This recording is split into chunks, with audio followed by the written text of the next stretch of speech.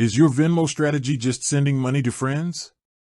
Because if it is, you are leaving free money on the table. Venmo actually offers two distinct ways to earn cash back: the Venmo credit card and the Venmo debit card with its Stash Rewards program. I've used both, and they cater to totally different spending styles. Let's break down the credit card first, because this is where the serious cashback is. Venmo credit card, dynamic rewards. The Venmo credit card is a Visa card that automatically gives you a tiered reward structure, and this is the best part: it does the math for you. 3% cash back. This is automatically applied to your single top spending category each month. 2% cash back, applied to your second highest spending category. 1% cash back, applied to all other eligible purchases. The eligible categories are broad: travel, grocery, dining and nightlife, bills and utilities, transportation, entertainment, gas, and health and beauty. You don't have to enroll in anything, and there's no annual fee. The huge benefit here is the automation. 1 month, if I pay a big bill, that's my 3% category. The next month, if I travel a lot, travel gets the 3%. I don't have to track rotating categories, which is a massive win for simplicity.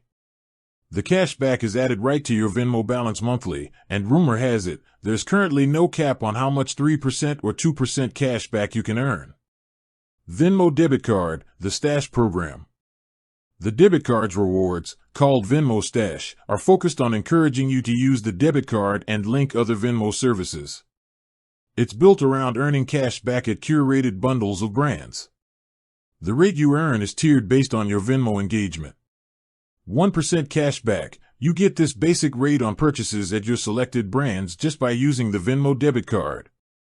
2% cash back. You level up to this rate if you also have the auto reloads feature turned on for your Venmo balance. 5% cash back. This is the top tier, and to get it, you need to receive at least $500 in direct deposits to your Venmo account each month. The key thing to know here is that you must choose a bundle of brands from a list, and the high cash back only applies to purchases at those specific merchants. You can swap your bundle every 30 days. This is great for hitting specific spots like a favorite coffee shop or rideshare service, but it's not a general spending card. The final word: which one is best? In my experience, if you want high, unrestricted cash back on your entire monthly budget, especially on groceries, bills, and gas, the Venmo credit card is the best play. The automatic 3/2/1 structure makes it one of the most hands-off rewards cards on the market. If you don't use credit cards, or you already use Venmo for direct deposits, the Venmo debit card can be worth it for those targeted 5% returns at brands you frequent. The great thing is, both reward your spending by dropping the money directly into your Venmo balance, which you can then use right away. With that said, thanks for watching, and until next time.